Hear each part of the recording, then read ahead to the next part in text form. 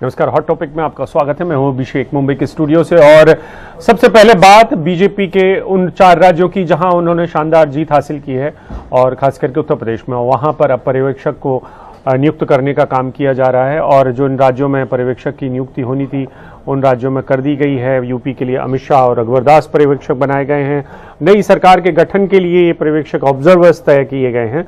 उत्तराखंड के लिए राजनाथ सिंह और मीनाक्षी लेखी को पर्यवेक्षक बनाया गया है। मणिपुर के लिए निर्मला सीतारमण और किरण रिजिजू ऑब्जर्वर होंगे, जबकि गोवा में नरेंद्र सिंह तोमर और एल मुरुगन पर्यवेक्षक हैं।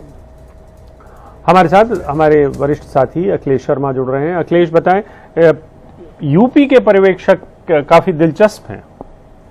बिल्कुल, अमित शाह जो कि पिछले 4 चुनाव से पल पल की खबर रखते हैं, चप्पे चप्पे पर उनकी नज़र रहती है, उन्हीं को पार्टी ने पर्यवेक्षक नियुक्त किया है। चाहे 2014 का हो, 17 का हो, 19 का हो या 22 का चुनाव, हर जगह अमित शाह की छाप हर फैसले पर बिल्कुल साफ दिखाई देती है।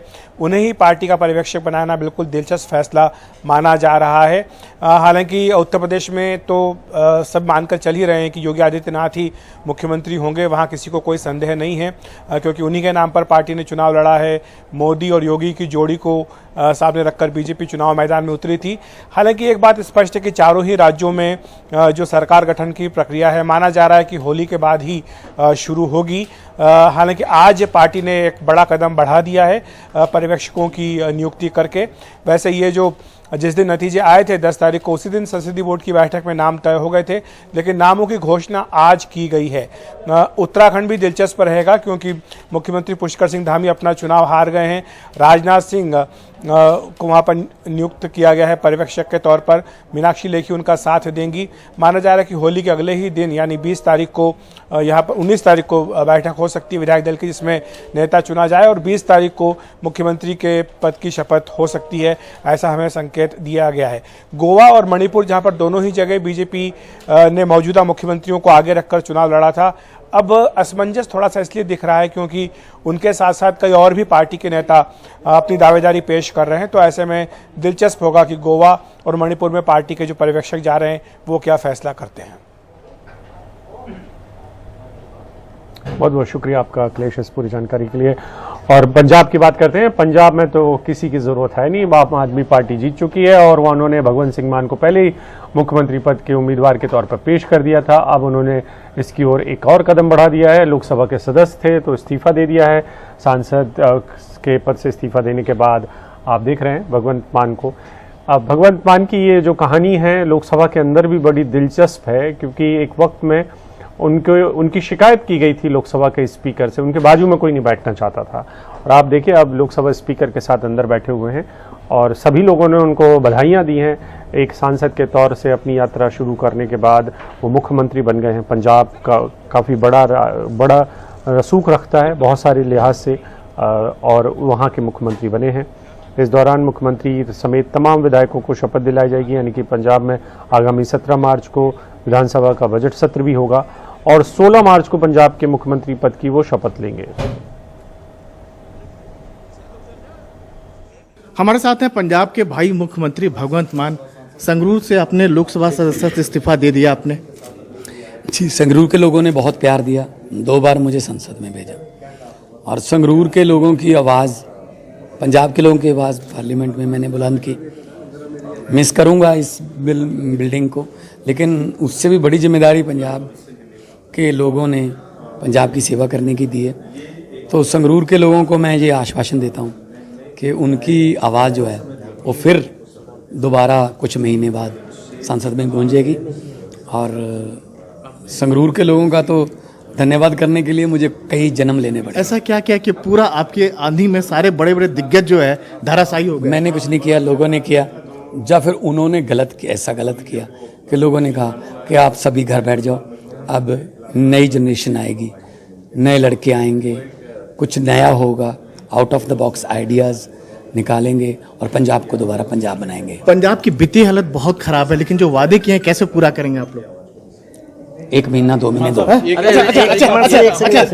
साहब, एक कहा जा रहा है कि सीएम के बजाय कि सुपर सीएम भी होंगे, क्या कहेंगे? नहीं जी, नहीं, ये आपने कहा है। आप मान साहब को सुन रहे थे। और चुनाव खत्म हो चुके हैं और चुनाव के खत्म होने के साथ किसान मोर्चे के जो आपसी मतभेद हैं वो भी सामने आ रहे हैं। दिल्ली के गांधी शांति प्रतिष्ठान में आज संयुक्त किसान मोर्चा की बैठक होनी थी, लेकिन दरार साफ तौर पर दिखी। दो गुटों ने अलग अलग बैठक की। किसान मोर्चा के अंदर बड़े पैमाने पर इस बात को लेकर मतभेद थे कि चुनाव लड़ना चाहिए या नहीं लड़ना चाहिए। पंजाब में जिस तरीके से किसानों का एक दल, किसानों का एक समूह चुनावी मैदान में उतरा, उससे काफ़ी नाराज़गी थी क्योंकि वो इसको गैर राजनीतिक रखना चाहते थे। और जो बड़ी तादाद में वो लोग अलग हो गए जो लोग इत्तेफाक नहीं रखते थे। किसान मोर्चे ने तय किया है कि वो किसानों के मुआवजे और लखीमपुर खीरी को लेकर दबाव बनाएंगे। साथ ही एमएसपी गारंटी सप्ताह भी मनाया जाएगा। संयुक्त किसान मोर्चा की मीटिंग खत्म हो गई है। मेरे साथ योगेंद्र यादव जी हैं। योगेंद्र जी, 3 मीटिंग चल रही है, एक सॉल में चल रही है, एक अंदर चल रही है और एक आपने यहाँ खुले आसमान में की। क्या वजह है इसकी?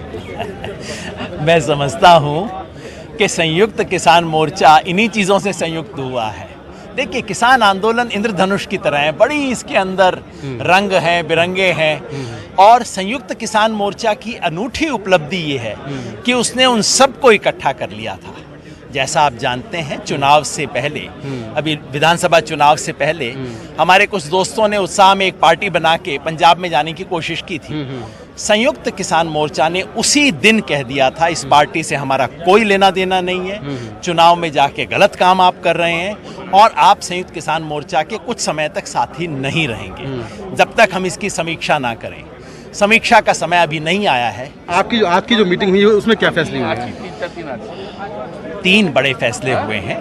पहला तो ये कि सरकार ने हमें जो आश्वासन दिए थे केस वापस लेने का, मुआवजा का, उसमें जो विश्वासघात अभी भी जारी है और लखीमपुर खेरी में पीड़ितों को सजा दिलवाने और दोषियों को छुड़वाने का जो खेल चल रहा है, उसके खिलाफ 21 मार्च को पूरा देश में एक रोष प्रदर्शन आयोजित किया जाएगा। दूसरा, 11 से 17 अप्रैल के बीच पूरे देश में एमएसपी की लीगल गारंटी की मांग याद दिलाने के लिए एमएसपी सप्ताह मनाया जाएगा। और तीसरा कि 28 और 29 मार्च को जो ट्रेड यूनियन की तरफ से कॉल दिया गया है भारत बंद का, उसका समर्थन करते हुए हम ग्रामीण भारत बंद उन 2 दिनों आयोजित करेंगे।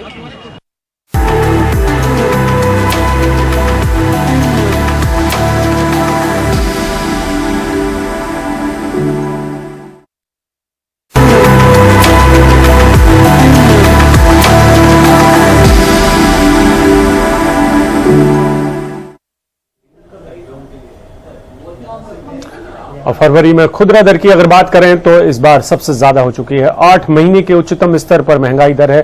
फरवरी में खुदरा महंगाई दर 6.07% हो चुकी है।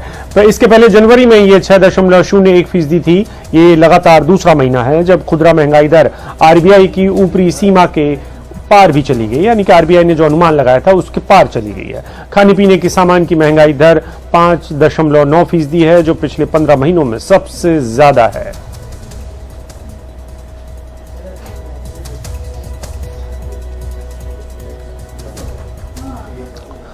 और अब बात रूस और यूक्रेन के युद्ध की, जिसके मामले में पहले ये बात लग रही थी कि आज बात शुरू हो सकती है, लेकिन अब वो कल तक के लिए टल गई है। चौथे दौर की ये बातचीत टली है और ऐसे संकेत शुरुआत में लग रहे थे कि हो सकता है इस बातचीत के बाद एक ऐसा वक्त आए जब जेलेंस्की और पुतिन के बीच में सीधी बातचीत हो, लेकिन ऐसा हुआ नहीं है।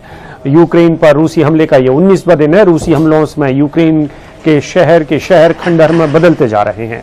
यूक्रेन में सरकार की ओर से एक अपार्टमेंट का वीडियो जारी किया गया है जिसमें सोमवार को गोलाबारी के बाद आग लग गई थी। यूक्रेन की आपातकालीन सेवा ने एक बयान जारी कर कहा है कि गोलाबारी से इमारत की कई मंजिलें तबाह हो गई हैं। वीडियो में देखा जा सकता है कि किस तरीके से इमारत में आग लग गई और उसमें लपटें निकलने लगी थी। ये खंडहर हैं कुछ जो आपको दिखाई दे रहे हैं। मलबा नीचे डला हुआ है तमाम बिल्डिंग्स का।